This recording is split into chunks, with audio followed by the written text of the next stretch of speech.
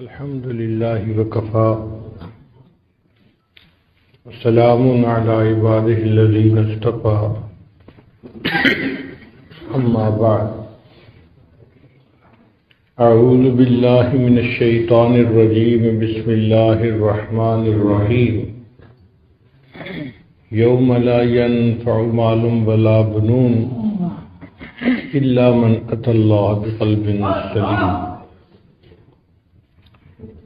سبحان ربك رب العزة عما يصفون وسلام على المرسلين والحمد لله رب العالمين اللهم صل على سيدنا محمد وعلى آل سيدنا محمد وبارك وسلم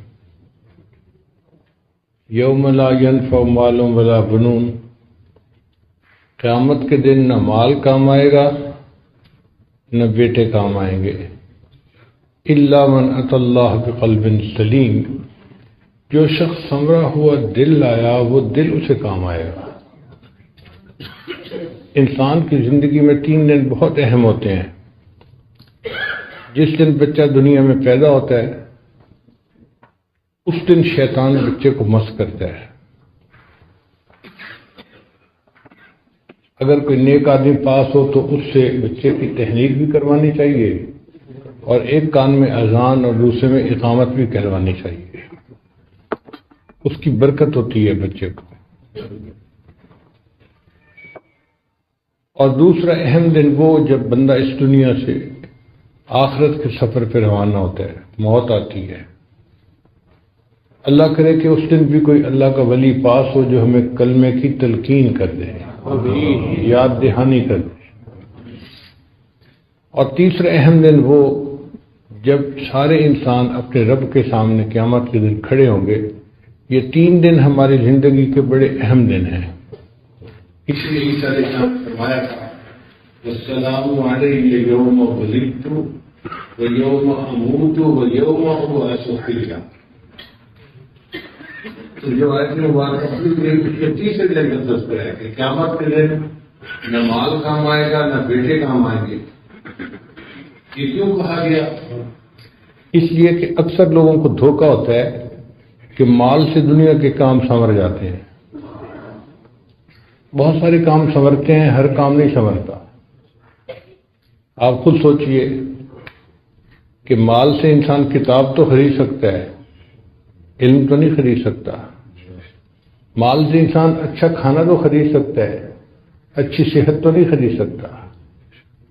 مال سے انسان کسی کی چاپلوسی کو تو خرید سکتا ہے، کسی کے دل کی محبت کو تو نہیں خرید سکتا۔ مال سے انسان اینک تو خرید سکتا ہے، بینائی کو تو نہیں خرید سکتا۔ تو دنیا میں بھی مال سے ہر کام نہیں ہوتا، اور آخرت میں تو کوئی کام ہی نہیں ہوگا مال سے۔ اور کچھ لوگوں کو بیٹوں کا بھی بڑا ناز ہوتا ہے، میرے 5 بیٹے ہیں، ایک مجسٹریٹ ہے، ایک ڈی سی او ہے، ایک فلاں ہے، ایک فلاں ہے، ایک فلاں ہے۔ تو مطلب یہ ہوتا ہے کہ مجھے کوئی بھی مسئلہ ہوا تو بیٹے کام آئیں گے۔ تو اللہ تعالیٰ نے فرما دیا کہ قیامت کے دن کوئی بیٹا کام نہیں آئے گا۔ پھر سوال پیدا ہوتا ہے کہ کیا چیز کام آئے گی؟ اللہ فرماتے ہیں الا من اتى اللہ بقلب سلیم، جو شخص سنورا ہوا دل لایا وہ دل اسے کام آئے گا۔ اس آیت مبارکہ سے پتہ چلتا ہے کہ اللہ تعالیٰ دلوں کے بیوپاری ہیں، بندے سے دل مانگتے ہیں۔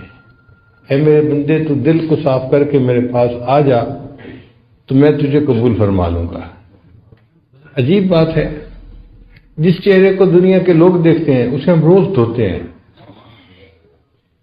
اور جس دل کو اللہ دیکھتے ہیں اس کو صاف کرنے کی فرصت ہی نہیں ہوتی۔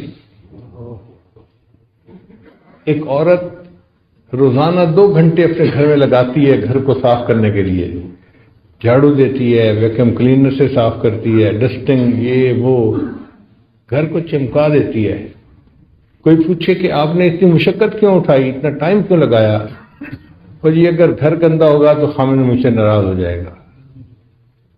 اگر ایک عام گھر کے گندا ہونے سے خامن ناراض ہوتا ہے تو یہ دل تو اللہ رب العزت کا گھر ہے، اگر یہ گندا ہوگا تو اللہ تعالیٰ بھی ناراض ہوں گے۔ چنانچہ حدیث مبارکہ ہے، اللہ تعالیٰ ارشاد فرماتے ہیں کہ لا یسعنی ارضی ولا سمائی، نہ میں زمینوں میں سماتا ہوں نہ میں آسمانوں میں سماتا ہوں، میں مومن بندے کے دل میں سما جاتا ہوں۔ تو مومن کا دل اللہ کا گھر ہے، اللہ کا کوٹھا ہے، اس دل کو صاف رکھنا یہ ہماری ذمہ داری ہے۔ طالب علم کے ذہن میں سوال پیدا ہوتا ہے کہ جب یہ دل اللہ کا گھر ہے تو اللہ اسے خود ہی صاف کر لے، ہمیں کیوں حکم دیا صاف کرنے کا؟ علماء نے جواب دیا کہ جب گھر کسی کو استعمال کے لیے کرائے پہ دیا جائے تو گھر کو صاف رکھنا مالک کی ذمہ داری نہیں ہوتی، کرایہ دار کی ذمہ داری ہوتی ہے۔ اس لیے دنیا میں اللہ نے ہمیں حکم دیا میرے بندو تم میرے گھر کو صاف رکھو، اور اگر تم گھر کو گندا رکھو گے تو پھر میں بھی تم سے ناراض ہو جاؤں گا۔ یہ دل انسان کا عجیب ہے۔ نبی رسول نے ارشاد فرمایا ان فی جسد بنی آدم لمضغہ، بنی آدم کے جسم میں گوشت کا ایک لوتڑا ہے، اذا فسدت فسد الجسد کلہ، جب وہ بگڑتا ہے تو پورے جسم کے اعمال بگڑ جاتے ہیں، اور جب وہ سنورتا ہے تو پورے جسم کے اعمال سنور جاتے ہیں۔ الا وہی القلب، جان لو اس کا نام دل ہے۔ تو دل کے سنورنے سے انسان سنورتا ہے اور دل کے بگڑنے سے انسان بگڑتا ہے۔ اس لیے ہمیں چاہیے کہ ہم اپنے دلوں پر محنت کریں اور اس کو سنواریں۔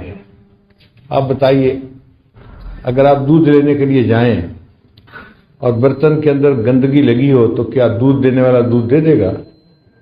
وہ کہے گا میاں صاف برتن لاؤ تب میں اس میں دودھ ڈالوں گا۔ جب دودھ ڈالنے والا گندے برتن میں دودھ ڈالنا پسند نہیں کرتا، اللہ تعالیٰ بھی انسان کے گندے دلوں میں اپنے نور کو ڈالنا پسند نہیں فرماتے۔ وہ بھی کہتے ہیں میرے بندو ذرا اس کو چمکاؤ، اس کو ذرا صاف کرو۔ اب اس دل کو صاف کرنا یہ ہماری ذمہ داری ہے۔ یہ دل کیسے صاف ہوتا ہے؟ ذکر سے صاف ہوتا ہے۔ فکر کی گندگی فکر سے دور ہوتی ہے۔ حدیث مبارکہ میں ہے کہ جب بندہ گناہ کرتا ہے تو دل پہ داغ لگ جاتا ہے، نیکی کرتا ہے تو دھل جاتا ہے وہ داغ، اور اگر پھر گناہ کرتا ہے تو اور داغ لگ جاتے ہیں، حتیٰ کہ داغ لگتے لگتے لگتے وہ دل بالکل ہی سیاہ ہو جاتا ہے۔ آج ہم اپنے دلوں کا جائزہ لیں تو ہمیں ایسے ہی نظر آئے گا کہ اتنے گناہ کیے کہ اب یہ دل سیاہ ہو گیا۔ پھر یہ دل سخت ہو جاتا ہے۔ جب ایک طویل مدت غفلت کی گزر جائے نا، اس کا نتیجہ یہ نکلتا ہے کہ دل سیاہ ہو جاتا ہے، دل سخت ہو جاتا ہے۔ زمین کا معاملہ بھی ایسی ہے، اگر کسی زمین پر کاشت نہ کی جائے لمبا عرصہ تو زمین سخت ہو کے بیکار ہو جاتی ہے۔ یہ دل کی زمین بھی ایسی ہے، اس پر محنت نہ کی جائے تو یہ غفلت کی وجہ سے دل سخت ہو جاتا ہے۔ بنی اسرائیل کے بارے میں اللہ فرماتے ہیں فَطَالَ عَلَيْهِمُ الْأَمَدُ فَقَسَتْ قُلُوبُهُمْ، ان پر ایک طویل مدت غفلت کی گزر گئی، ہم نے ان کے دلوں کو سخت کر دیا۔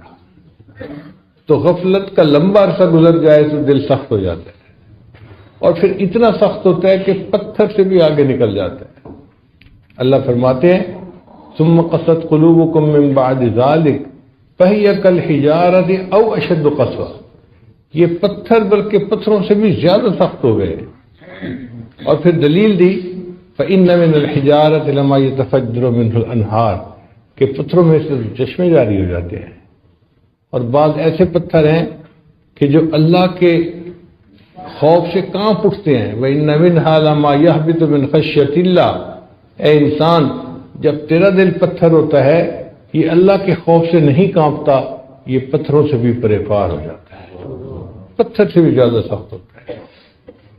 اب ہم سوچیں، ہم اپنے سینوں میں دل لیے پھر رہے ہیں یا اپنے سینوں میں سل لیے پھر رہے ہیں؟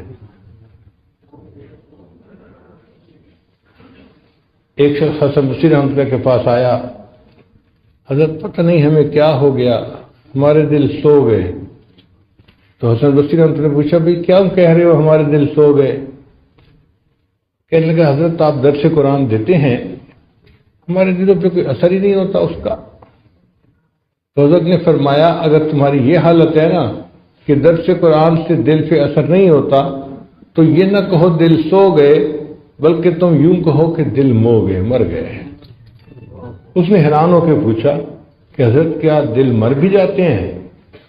تو حضرت نے فرمایا ہاں، اگر کوئی بندہ سویا ہوا اسے جھنجھوڑا جائے وہ جاگ اٹھتا ہے، جو جھنجھوڑنے پہ نہ جاگے وہ سویا ہوا نہیں، وہ مویا ہوا ہوتا ہے۔ درس قرآن سنے بندہ اور پھر دل اثر قبول نہ کرے، یہ دل سویا ہوا نہیں، یہ دل مویا ہوا ہے۔ تو ہم اللہ سے یہ دعا کریں کہ اللہ ہمارے دلوں کو سنوار دے۔ آمین۔ اللہ نے قیامت کے دن دلوں کو دیکھنا ہے۔ ان اللہ لا ينظر الى صورکم ولا الى اموالکم، اللہ تعالیٰ نہیں دیکھتے تمہاری شکلوں صورتوں کو اور نہیں دیکھتے تمہارے مال پیسے کو، ولاکن ينظر الى قلوبکم واعمالکم، اللہ تمہارے دلوں کو دیکھتے ہیں، تمہارے اعمال کو دیکھتے ہیں۔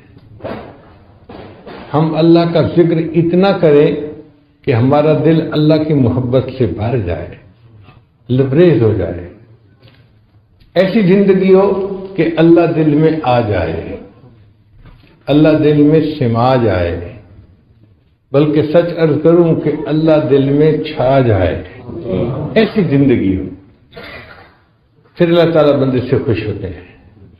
ہاں اس بندے نے میرے گھر کو صاف کیا اور اپنے دل کو نور سے بھر لیا۔ علماء نے ایک عجیب بات لکھی ہے، وہ فرماتے ہیں کہ اگر کسی گھر میں یا کمرے میں جاندار کی تصویر ہو تو حدیث مبارکہ میں آتا ہے کہ وہاں رحمت کا فرشتہ نہیں آتا۔ اگر کسی گھر میں کمرے میں جاندار کی تصویر ہے اس میں رحمت کا فرشتہ نہیں آتا تو جس دل میں کسی غیر کی تصویر ہوگی اس دل میں اللہ کی رحمت کیسے آئے گی پھر؟ اور آج دلوں میں تو پتہ نہیں کس کس کی تصویریں پڑی ہوئی ہیں۔ ما هذه التماثيل التي انتم لها عاكفون، یہ دل صنم خانہ بن گیا، بت خانہ بن گیا۔ سچ عرض کروں ہمارا دل گند خانہ بن گیا۔ تو اس دل کو صاف کیجئے اور محنت کیجئے، یہ ہماری زندگی کا مقصد ہے۔ کھانا کمانا، گھر بار بیوی بچے، یہ ضروریات زندگی ہیں۔ مقصد زندگی انسان کا اپنے دل کو سنوارنا ہے تاکہ سنوار کے قیامت کے دن اللہ کے سامنے پیش ہو اور اللہ اپنے اس بندے سے راضی ہو جائیں، ہاں میرے بندے تو اپنے دل میں میری محبت کو بھر کے لایا ہے۔ قرآن مجید میں اللہ تعالیٰ ارشاد فرماتے ہیں ان اللہ اشتری من المؤمنین انفسهم واموالهم بان لهم الجنہ، اللہ نے ایمان والوں سے ان کی جانوں اور مالوں کو جنت کے بدلے خرید لیا ہے۔ اب ذرا طالب علم توجہ فرمائیں کہ اللہ نے یہ نہیں فرمایا کہ میں نے مومن کے جان اور مال کے بدلے جنت کو بیچ دیا ہے، اس لیے کہ بیچنے کی دو صورتیں ہوتی ہیں، یا تو بندہ حاجت مند ہوتا ہے، مجبور ہو کے گھر بیچ دیا، گاڑی بیچ دی، پلاٹ بیچ دیا، یا پھر اس کو زیادہ فائدے کی توقع ہوتی ہے۔ 50 لاکھ کا پلاٹ خریدا تھا، 2 کروڑ قیمت لگے، چلو جی بیچ دیتے ہیں۔ اور یہ دونوں صورتیں اللہ کے بارے میں ممکن ہی نہیں، نہ اللہ کو کوئی حاجت ہے، نہ اللہ کو کسی سے فائدے کی توقع ہے، اس لیے اللہ تعالیٰ نے بیچنے کا لفظ ہی نہیں لگایا۔ اللہ کیوں بیچے بھائی؟ بات ہی اور طرح سے کی کہ میں نے جنت کے بدلے میں مومن کے جان اور مال کو خرید لیا ہے۔ اب بات تو سمجھ آ گئی کہ خریدنے کا لفظ کیوں کیا، لیکن طالب علم کے ذہن میں ایک اور اشکال پیدا ہوتا ہے کہ بھئی انسان کے پاس ذرا بھی پیسے ہو نا فالتو، تو سب سے پہلی چیز جو وہ خریدتا ہے نا وہ اپنا گھر ہوتا ہے۔ سب سے پہلے گاڑی نہیں خریدتا یا کچھ اور نہیں خریدتا، گھر خریدتا ہے۔ جی کرائے سے جان چھوٹے، اپنا گھر ہونا چاہیے۔ تو جب اللہ تعالیٰ خریدنا چاہتے تھے تو دل کا تو کہیں تذکرہ ہی نہیں کیا۔ اللہ نے فرمایا کہ میں نے مومن سے ان کے جان اور مال کو جنت کے بدلے خرید لیا ہے، تو دل کا تذکرہ کیوں نہیں کیا؟ مفسرین نے اس کا بھی جواب لکھا انہوں نے فرمایا کہ اللہ نے کہا میرے بندے تیرا دل تو میرے لیے وقف ہو چکا ہے، اور جو وقف کی جائیداد ہوتی ہے نا اس کی بیع و شراء کی اجازت نہیں ہوتی، وہ تو وقف ہے۔ اب دل تو تمہارا تھا ہی میرے لیے وقف، اس کے بعد تمہارے پاس جان اور مال بچا تھا، میں نے اس کو بھی جنت کے بدلے میں خرید لیا ہے۔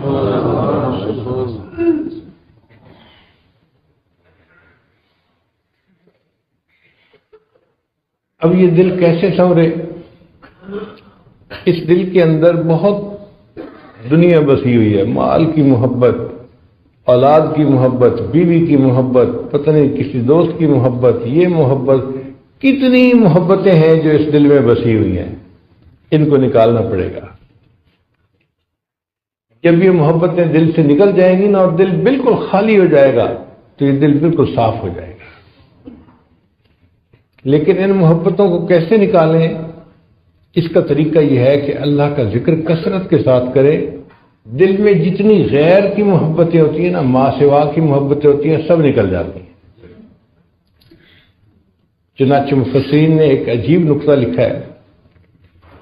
حضرت اکبر تھانوی رحمۃ اللہ اپنی تفسیر بیان القرآن میں لکھتے ہیں کہ قرآن مجید کی ایک آیت ہے، ان الملوک اذا دخلوا قریۃ افسدوها وجعلوا اعزۃ اہلها اذلہ۔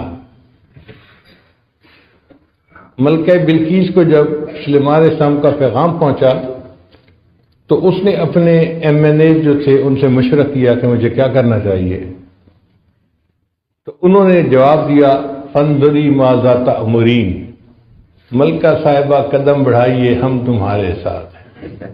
یہ پرانی رسم ہے، مگر وہ سمجھدار عورت تھی۔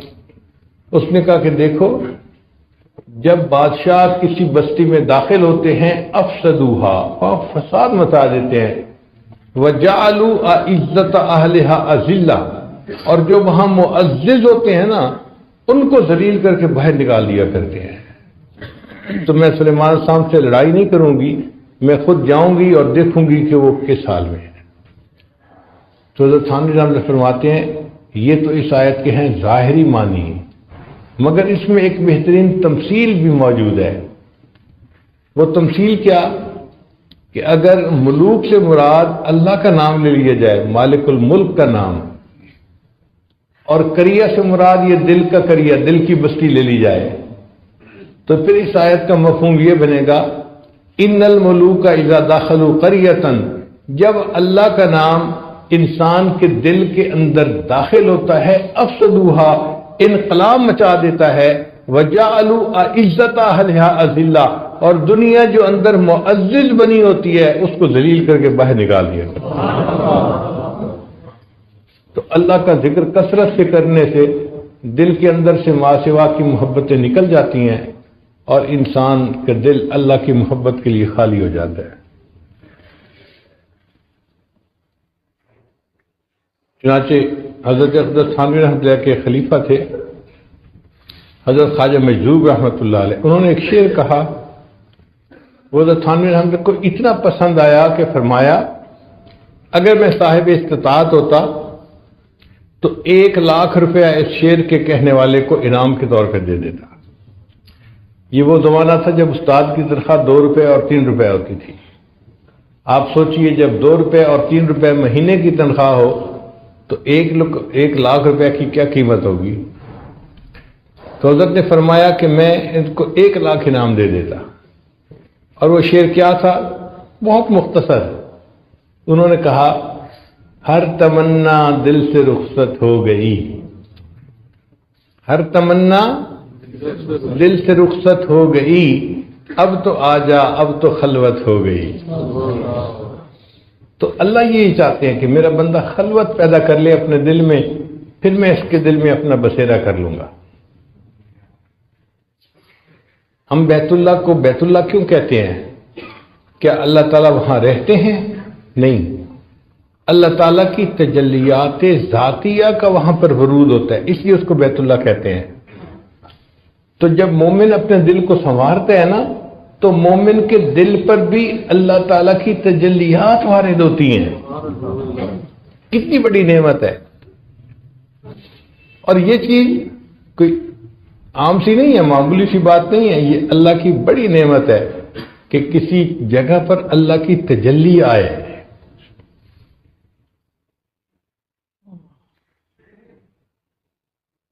حضرت مفتی تقی عثمانی صاحب دامت برکاتہم کے اشعار ہیں، محبت کیا ہے دل کا درد سے معمور ہو جانا، متائے جاں کسی کو سونپ کر مجبور ہو جانا، قدم ہے راہ الفت میں تو منزل کی ہوس کیسی، یہاں پر عین منزل ہے تھکن سے چور ہو جانا،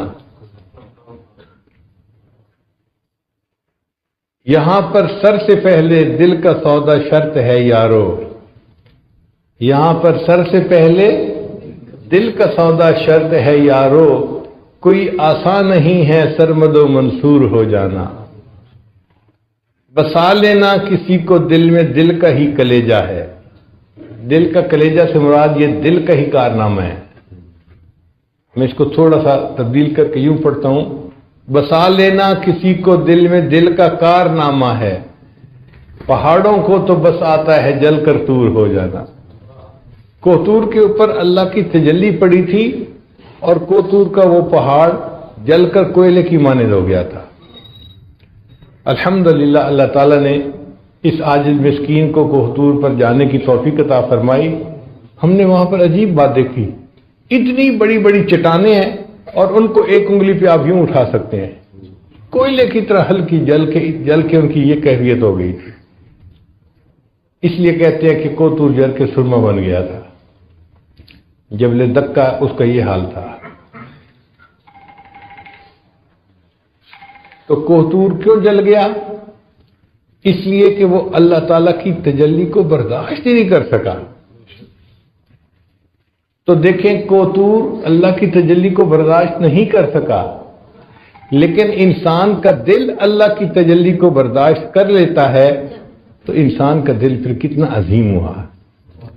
کتابوں میں لکھا ہے کہ اللہ تعالیٰ جب کسی بندے سے راضی ہوتے ہیں تو بعض مرتبہ ایک دن میں 70 مرتبہ اس کو محبت کی نظر سے دیکھتے ہیں۔ اللہ تعالیٰ ایک دن میں اپنے بندے کے دل کو 70 مرتبہ محبت کی نظر سے دیکھتے ہیں اور بندہ اس تجلی کو برداشت کر لیتا ہے۔ یہ انسان کو اللہ نے کمال دیا ہے اور کسی چیز میں یہ کمال نہیں ہے۔ اس لیے انسان کا دل جو ہے یہ عظیم ہے۔ فرشتے بھی حیران ہوتے ہیں انسان کی عظمت کو دیکھ کے کہ یہ کیسا عظیم انسان ہے، اللہ کی تجلی کو برداشت کر جاتا ہے، اللہ کی محبت اس کے دل میں ہے، اس کا دل اللہ کی محبت سے بھر چکا ہے۔ اور جب دل اللہ کی محبت سے بھر جاتا ہے نا، پھر اعمال کرنے آسان ہو جاتے ہیں۔ آج تو ہم نمازیں پڑھتے پھرتے ہیں نا، جیسے بیگار ہوتا ہے کہ جی حکم حاکم مرگ مفاجات، اللہ کا حکم ہے لہذا نماز پڑھنی ہے، ٹکرے مارتے پھرتے ہیں۔ جب دل میں اللہ کی محبت ہوتی ہے پھر بندہ اس کو بیگار نہیں سمجھتا، بلکہ اس کو سبب لقائے یار سمجھتا ہے کہ میرے یار سے میری ملاقات ہو جاتی ہے۔ فجر پڑھتا ہے ظہر کا انتظار، ظہر پڑھتا ہے عصر کا انتظار، عصر پڑھتا ہے مغرب کا انتظار، اس کا دل انتظار کر رہا ہوتا ہے۔ اس لیے نبی علیہ الصلوۃ والسلام فرمایا کرتے تھے، ارحنی یا بلال، بلال اذان دے میری آنکھوں کو ٹھنڈک پہنچا دے۔ تو نماز پڑھ کے مزہ آتا ہے، بندے کو لطف آتا ہے۔ ہم نمازیں پڑھتے ہیں ثواب کی خاطر، بھائی وقت ہو گیا اشراق کا، پڑھ لو، ایک حج ایک عمرے کا ثواب ملے گا، اور ہم لپک کے 2 رکعت پڑھ لیتے ہیں کہ جی ہمیں بھی ثواب ملے گا۔ لیکن جو اللہ کے عاشق ہوتے ہیں وہ ثواب کو نہیں دیکھتے، ان کو تو ثواب مل رہا ہوتا ہے، وہ اس کی وجہ سے پڑھتے ہیں۔ حضرت مجدور رحمۃ اللہ نے فرمایا، بندگی سے ہمیں تو مطلب ہے، بندگی سے ہمیں تو مطلب ہے، ہم ثواب و عذاب کیا جانیں۔ بندگی سے ہمیں تو مطلب ہے، ہم ثواب و عذاب کیا جانیں، کس میں کتنا ثواب ملتا ہے، عشق والے حساب کیا جانے۔ جن کو اللہ سے محبت ہوتی ہے وہ ان ثوابوں کے پیچھے نہیں پڑتے، وہ تو اللہ کی محبت میں عبادت کر رہے ہوتے ہیں۔ ان کو جنت کی بھی پرواہ نہیں ہوتی، دوزخ کی بھی پرواہ نہیں ہوتی۔ مشہور واقعہ کہ رابعہ بصریہ چلی تھی ایک ہاتھ میں پانی کا لوٹا لے کے اور ایک ہاتھ میں آگ لے کے۔ کسی نے پوچھا رابعہ کہاں جا رہی ہو؟ کہنے لگی کہ میں نے محسوس کیا ہے کہ لوگ اللہ کی عبادت کرتے ہیں یا تو جنت کی طلب میں یا جہنم کے ڈر کی وجہ سے، تو میں چاہتی ہوں کہ آگ سے جنت کو جلا دوں اور پانی سے جہنم کی آگ کو بجھا دوں، تاکہ ان کی وجہ سے عبادت کرنے کی بجائے لوگ اللہ کو راضی کرنے کے لیے اللہ کی عبادت کر لیں۔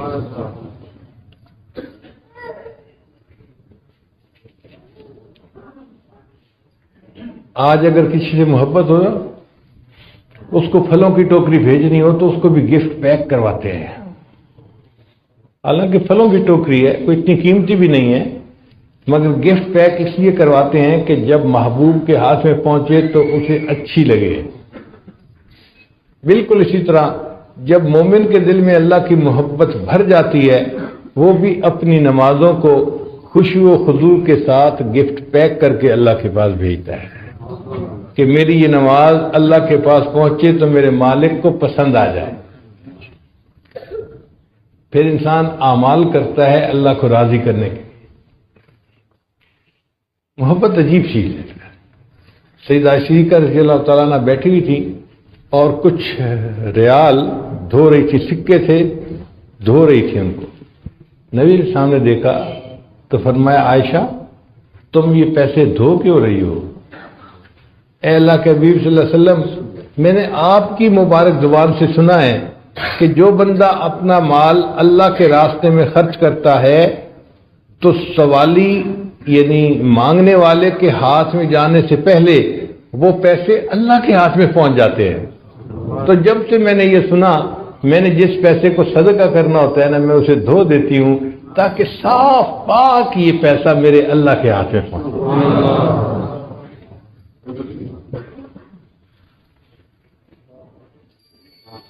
اللہ کی محبت میں زندگی گزارنا، اس کا رنگ ہی الگ ہے، اس کا لطف ہی الگ ہے۔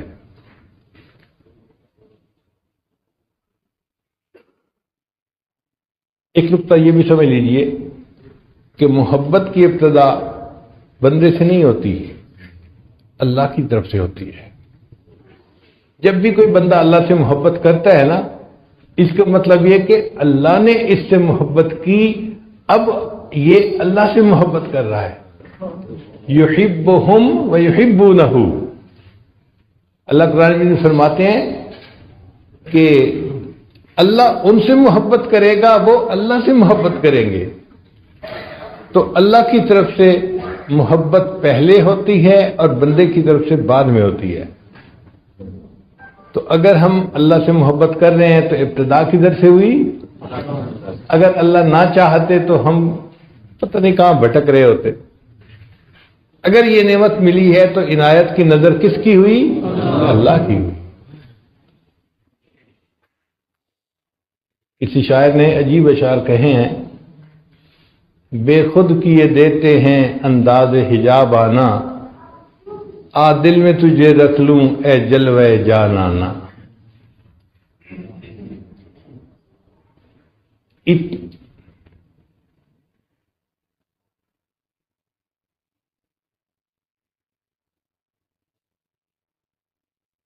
اے اہل کرم مجھ پر اتنا تو کرم کرنا، جب جان لبوں پر ہو تم سامنے آ جانا۔ پھر اگلا شعر بڑا عجیب ہے، کیوں آنکھ ملائی تھی، کیوں آگ لگائی تھی۔ جب کسی سالک کے اوپر قبض کی کیفیت طاری ہو نا اور کچھ کیفیات نہ محسوس ہو رہی ہوں، اس وقت اس شعر کو پڑھے بندہ تنہائی میں بیٹھ کے تو عجیب مزہ آ گیا۔ کیوں آنکھ ملائی تھی، کیوں آگ لگائی تھی، اب رخ کو چھپا بیٹھے کر کے مجھے دیوانہ۔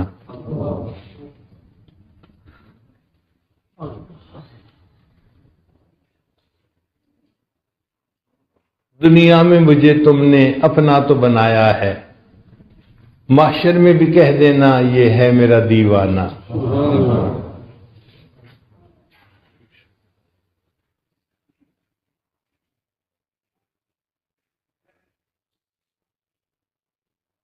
کیا لطف محشر میں شکوے کیے جاؤں، کیا لطف محشر میں شکوے کیے جاؤں، وہ ہنس کے کہے جائیں دیوانہ ہے دیوانہ۔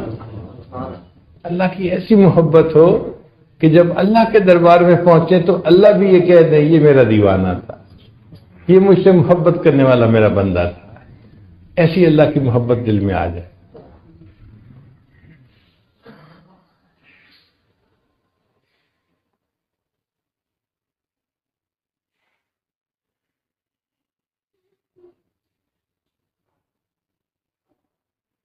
جن کو اللہ سے محبت ہوتی ہے نا، وہ پھر اللہ کے لیے سب کچھ قربان کرنے کے لیے تیار ہوتے ہیں، سب کچھ قربان کر دیں۔ ان کے اوپر آزمائشیں آتی ہیں، مشقتیں آتی ہیں، لیکن وہ اس کو محبوب کی طرف سے عطیہ سمجھتے ہوئے خوش ہو کے قبول کرتے ہیں۔ ان کی زبان پہ شکوے نہیں ہوتے۔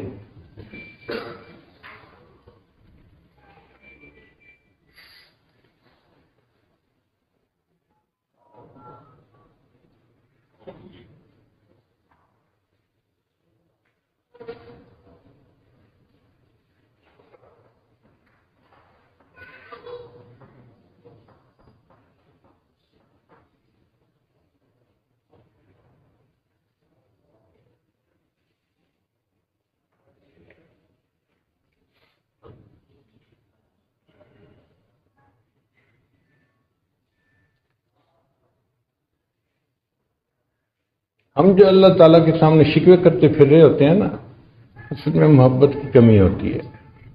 ہم حقیقت کو سمجھتے نہیں، چھوٹی چھوٹی باتوں پہ شکوے کرتے ہیں، بچہ بیمار ہو گیا، یہ ہو گیا، فلاں ہو گیا، نوکری نہیں ملی۔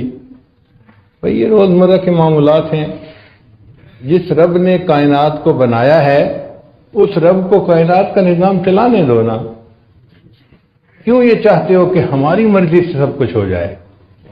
ہم کیا حقیقت رکھتے ہیں؟ ہماری کیا اوقات ہے؟ ٹھیک ہے، ہم نے دعا مانگی تھی، اس شہنشاہ کی مرضی چاہے تو قبول کرے چاہے تو قبول نہ کرے۔ ہم بندے ہیں تو بندے بن کے رہے نا۔ ہم پتہ نہیں اپنے آپ کو کیا سمجھنے لگ جاتے ہیں۔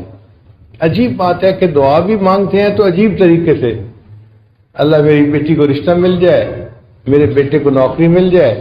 جیسے صبح صبح فور مین آتے ہیں نا اور ورکرز کو کام ذمہ لگاتے ہیں، اکرم تم یہ کر لینا، اسلم تم یہ کر لینا، اور فلاں تم یہ کر لینا، فلاں تم یہ کر لینا۔ ہم بھی اللہ تعالیٰ کے ذمہ کام لگا رہے ہوتے ہیں۔ اس کو دعا کہتے ہیں؟ دعا تو یہ ہوتی ہے کہ انسان عاجزی کے ساتھ اللہ کے سامنے سراپا سوال بن کے مانگ رہا ہو۔ جس فقیر نے 1 روپیہ مانگنا ہوتا ہے وہ کتنا لجاجت سے مانگتا ہے، ہاتھ بھی کانپ رہے ہوتے ہیں، کپڑے بھی پھٹے ہوئے پہنے ہوتے ہیں، شکل بھی مسکین بنائی ہوتی ہے، اور الفاظ کا چناؤ بھی ایسا ہوتا ہے کہ دل پہ اثر ہوتا ہے، اور وہ 1 روپیہ مانگ رہے ہیں۔ ہم نے تو اللہ سے اللہ کو مانگنا ہے، تو ہمیں اللہ کے سامنے کتنی آہذاری کرنے کی ضرورت ہے۔ مگر یہ چیز محبت سکھاتی ہے، محبت نہ ہو تو سمجھ نہیں آتی۔ اس لیے اللہ تعالیٰ سے دعا مانگیں، اے اللہ ہمیں اپنی محبت عطا فرما دی۔ نبی علیہ السلام نے دعا سکھائی، اللہم انی اسألک حبک، اے اللہ میں آپ سے آپ کی محبت کا سوال کرتا ہوں۔ آج ایسے نوجوان بہت نظر آئیں گے جو اللہ تعالیٰ سے گھر مانگتے ہیں، بیوی مانگتے ہیں، اولاد مانگتے ہیں، نوکری مانگتے ہیں۔ ایسے نوجوان بہت کم نظر آئیں گے جو رات کے اندھیرے میں اللہ کے سامنے بیٹھے رو رہے ہو، اے اللہ میں آپ سے آپ ہی کو چاہتا ہوں، مجھے اپنی محبت عطا کر دیجیے، میرے دل کو اپنی محبت سے بھر دیجیے۔ اس طلب میں رکھنے والے نوجوان بہت کم ہیں۔ اس لیے ہمیں چاہیے کہ ہم اللہ کے طالب بنیں اور اللہ سے اللہ کی محبت مانگیں۔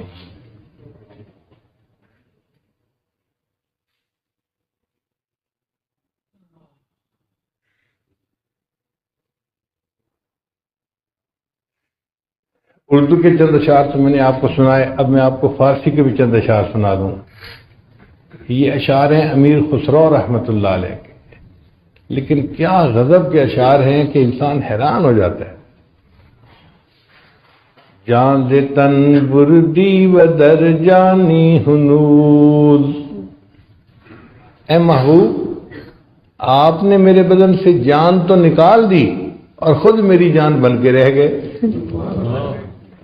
جان دے تن بردی و در جانی ہنوز درد ہا دادی و درمانی ہنوز. اے محبوب آپ نے مجھے درد تو عطا کی مگر اس کے درد کی دوا بھی تو آپ خود ہی ہیں. آشکارا سینام بے شگافتی. اے محبوب آپ کے پلکوں کے تیر نے میرے سینے کو چیر کے رکھ دیا. آشکارا سینام بے شگافتی ہم چنا در سینہ پنہانی ہنوز. اور اس چیرے ہوئے سینے میں اے محبوب آپ ہی تو چھپ کے بیٹھے ہوئے ہیں. ملک دل کر دی خراب از تیغ ناز. اے محبوب آپ نے ناز کی تلوار سے میرے دل کے ملک کو خراب کر دیا. خراب سے کیا مراد؟ پہلے دنیا کی محبت تھی، بیوی کی محبت تھی، فلاں کی محبت تھی، فلاں کتنی محبتیں تھیں، دل آباد تھا. تیرے ناز کی تلوار ایسی چلی کہ سب محبتیں دل سے نکل گئیں تو دل تو ویران ہو گیا نا. ملک دل کر دی خراب از تیغ ناز و اندری ویران سلطانی ہنوز. اور اس ویرانے میں اے محبوب ابھی بھی حکمرانی تو آپ ہی کی ہے تو یہ ویرانہ، لیکن اس ویرانے میں حکمرانی کس کی ہے؟ اور آخری شعر تو بہت ہی لاجواب ہے. فرماتے ہیں قیمت خود ہر دو عالم گفتئی. اے محبوب آپ نے اپنے وصل کی قیمت دو عالم رکھی ہے کہ دنیا اور آخرت کی کوئی خواہش نہیں ہونی چاہیے. قیمت خود ہر دو عالم گفتئی نرخ بالا کن کے ارزانی ہنوز. اے محبوب قیمت بڑھا دیجئے، آپ نے تو بہت سستی قیمت لگائی ہے، میں اس سے زیادہ قیمت دینے کے لیے تیار ہوں. تو جن کے دل میں اللہ کی محبت ہوتی ہے وہ تو اللہ کی خاطر سب کچھ قربان کرنے کے لیے تیار ہوتے ہیں. ان کا بس یہ دل چاہتا ہے کہ کاش اللہ کی محبت کرنے والوں میں ہمارا نام بھی شامل ہو جائے.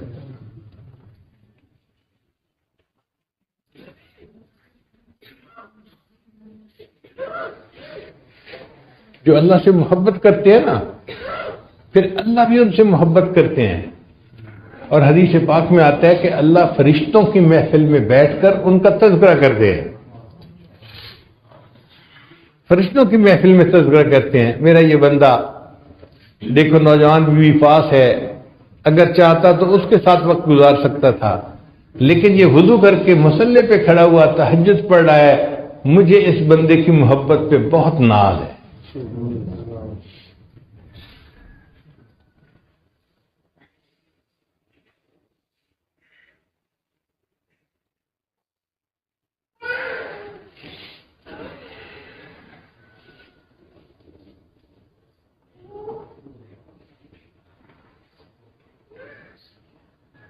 تیرے عشق نے مجھے غم دیا،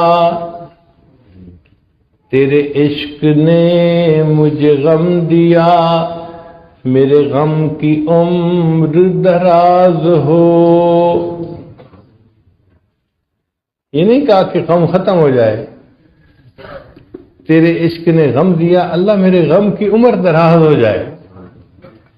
تیرے عشق نے مجھے غم دیا، میرے غم کی عمر دراز ہو.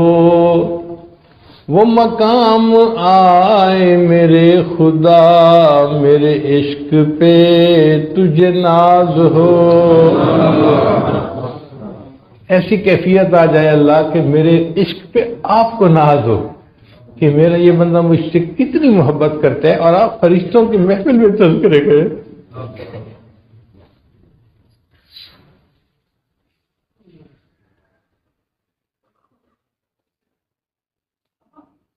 تو جب اللہ کی محبت دل میں بھر جاتی ہے تو بندہ ہر وقت اللہ کی محبت میں اپنا وقت گزارتا ہے. 24 گھنٹے اللہ کی محبت میں وقت گزارتا ہے.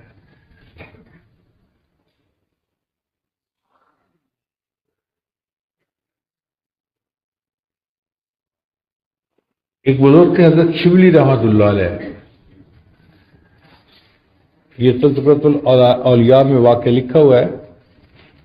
ان کے سامنے کوئی اللہ کا نام لیتا تھا نا تو ان کی عجیب کرامت تھی، جیب میں ہاتھ ڈالتے تھے اور گڑ کی ڈلی نکلتی تھی، اس بندے کو گڑ کھانے کے لیے دے دیتے تھے. پھر دوسرے کی زبان سے اللہ کا لفظ نکلتا تو وہ اس کو گڑ کی ڈلی دیتے، ہر کسی کو گڑ کی ڈلی دیتے تھے. لوگ ان کے سامنے آ کے جان بوجھ کے اللہ کا نام لیتے تھے اور ان کو میٹھا کھانے کو مل جاتا تھا. تو کسی نے پوچھا شبلی آپ یہ کیا کرتے ہیں کہ جو اللہ کا نام لیتا ہے اس کو کھانے کے لیے گڑ کی ڈلی دیتے ہیں؟ تو شبلی رحمۃ اللہ نے جواب دیا جس منہ سے میرے محبوب کا نام نکلے میں اس منہ کو شرینی سے نہ بھر دوں تو اور کیا کروں.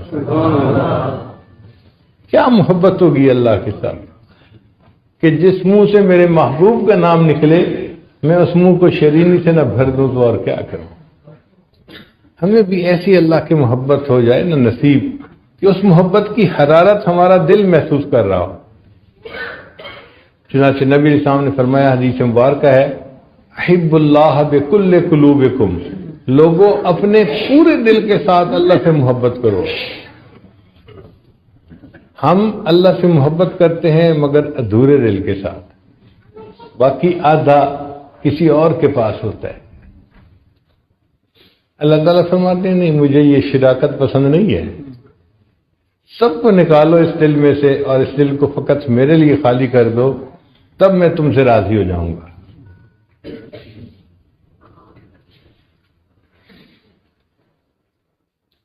ایک شاعر تھے، انہوں نے عربی زبان میں کچھ اشعار کہے اللہ کی محبت میں. اردو فارسی سن لی تو اب ذرا عربی بھی سن لیجئے. واللہ ما طلعت شمس ولا غربت الا وانت فی قلبی ووسواسی. اے محبوب اللہ کی قسم نہ کبھی سورج طلوع ہوا نہ کبھی سورج غروب ہوا مگر میرے خیالوں میں تو ہی تو بسا ہوا تھا. واللہ ما طلعت شمس ولا غربت الا وانت فی قلبی ووسواسی ولا جلست الى قوم احدثهم الا وانت حدیثی بین جلاسی.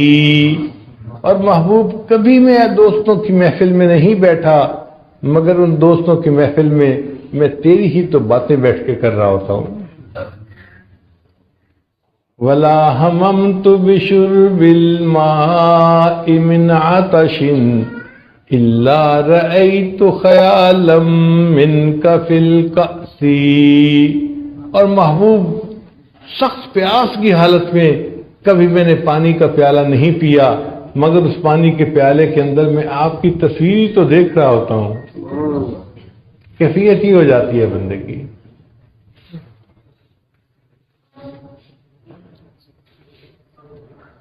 کاش کہ ہمیں بھی اللہ تعالیٰ کی یہ محبت ملے اور ہم بھی زندگی کے چند لمحے گزاریں اس محبت میں ڈوب کے. چند لمحے اگر وہ زندگی میں مل گئے نا تو ہمارا بیڑا پار ہو جائے گا.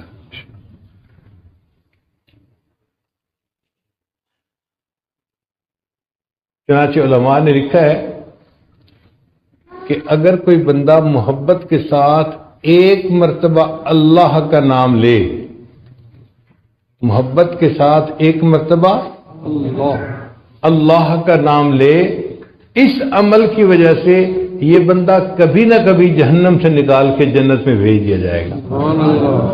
ایک مرتبہ جس نے زندگی میں محبت سے اللہ کا نام لیا. اب ذرا آپ بھی محبت سے اللہ کا نام کہہ کے دیکھیے، اللہ اللہ اللہ اللہ. شاعر نے کہا تہلکا سا مچا دیتی ہے عرش آسمانی میں، تہلکا سا مچا دیتی ہے عرش آسمانی میں، جوانی جب محبت سے خدا کا نام لیتی ہے. جوان آدمی جب محبت سے اللہ کا نام لیتا ہے نا اللہ کا عرش بھی کانپ جاتا ہے۔ اللہ اس نوجوان سے بہت خوش ہوتے ہیں جو اللہ کی محبت میں ڈوب کے اللہ کا نام لے رہا ہو۔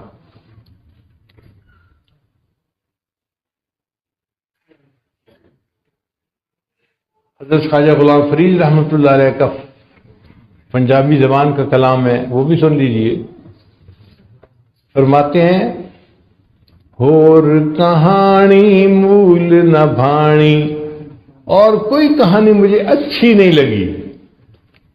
ہور کہانی مول نہ بھانی، الف ہی کو ہم بس و میاں جی۔ اے میاں جی مجھے ایک اللہ کافی ہے، اس کے علاوہ کوئی کہانی مجھے اچھی نہیں لگتی۔ اور کہانی مول نہ بھانی، الف ہی کو ہم بس و میاں جی۔ بیتے دی میں کلوڑ نہ کائی، الف سے اللہ، بس مجھے الف کی ضرورت ہے، اس کے علاوہ جس کو ہم ماسوا کہتے ہیں نا، اس کو وہ بیٹے کہہ رہے ہیں کہ مجھے بیٹے کی کوئی ضرورت نہیں ہے۔ اور کہانی مول نہ بھانی، الف ہی کو ہم بس و میاں جی۔ بیٹے دی میں کلوڑ نہ کائی، الف لے دل کھس و میاں جی۔ اے میاں جی الف اللہ نے تو مجھ سے میرا دل ہی چھین لیا ہے۔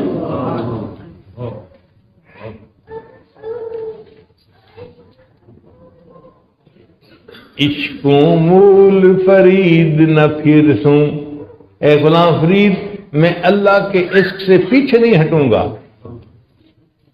کوئی مجھے کہہ دے کہ تم چھوڑ دو اس کو تو میں نہیں چھوڑوں گا۔ عشقوں مول فرید نہ پھر سوں، روز نویں ہم چس و میاں جی۔ اے میاں جی مجھے روز ایک نئی چس ملتی ہے اس اللہ کے ذکر میں کیوں اللہ کے ذکر سے پیچھے ہٹوں گا؟ تو ہمیں بھی اللہ تعالیٰ اپنی ایسی محبت عطا فرمائے۔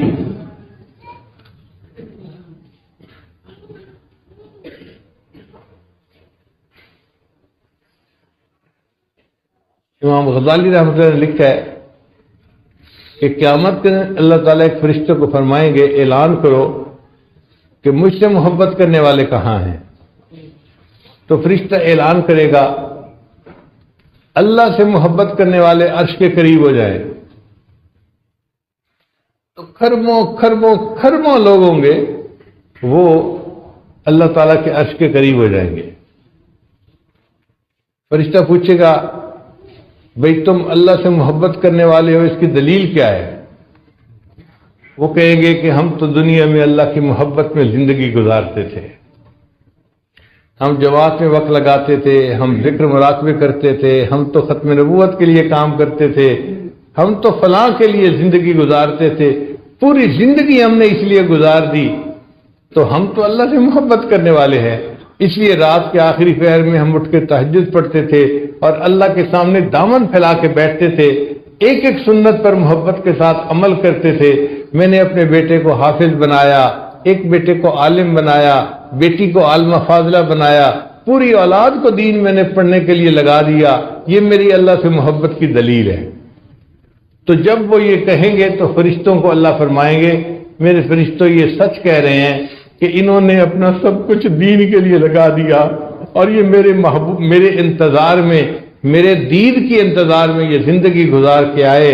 اب ان کو کہہ دو کہ مجھے ان سے حساب لیتے ہوئے حیا آتی ہے، یہ جاؤ دنیا سے، یہ جنت میں بلا حساب داخل ہو جائیں۔ تو جو اللہ سے محبت کرنے والے ہوں گے، اللہ ان سے حساب کتاب نہیں لیں گے۔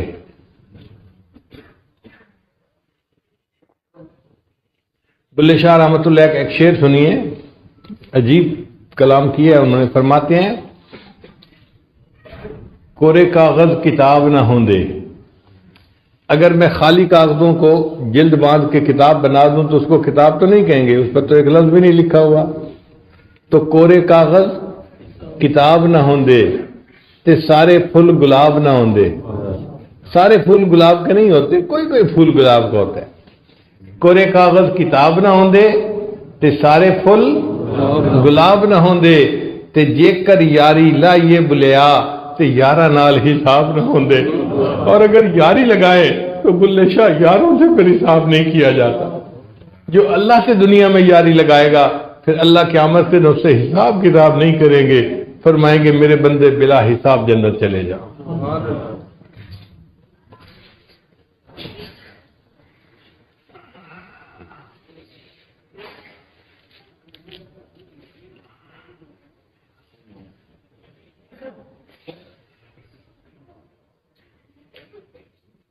مسجد کا جو نام ہے مسجد مولانا احمد علی لاہوری، تو یہ بزرگ بھی وہ تھے جو اللہ سے محبت کرنے والے تھے. آج دیکھو اللہ نے ان کا نام بھی جو ہے نا وہ سلامت رکھا ہوا ہے اور ان کا کام بھی سلامت رکھا ہوا ہے. ہم نے کتابوں میں پڑھا کہ حضرت لاہوری رحمۃ اللہ علیہ کثیر البکا تھے. کثیر البکا کا مطلب اللہ کا خوف غالب رہتا تھا اور بڑا جلدی آنکھوں سے آنسو آ جاتے تھے، بہت جلدی رو پڑتے تھے، تو کثیر البکا تھے. تو کتابوں میں پڑھا کہ خواب میں کسی کو نظر آئے اور اس کو بتایا کہ جب میری اللہ کے سامنے پیشی ہوئی تو اللہ نے مجھے فرمایا احمد علی تم اتنا کیوں روتے تھے؟ احمد علی تم اتنا کیوں روتے تھے؟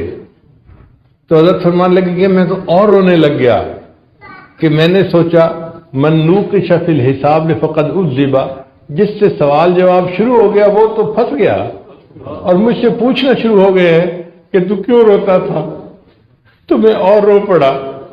تو اللہ نے فرمایا احمد علی تم آج بھی رو رہے ہو، آج تو تمہارے انعام کا دن ہے، ہم نے تمہاری بھی بخشش کر دی اور جس قبرستان میں تمہیں دفن کیا گیا قبرستان کے سارے موتا کی بخشش کر دی.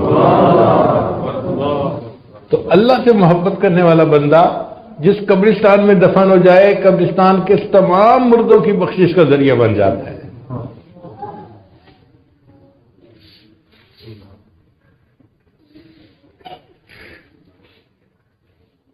وآخر دعوانا ان الحمد للہ رب العالمین.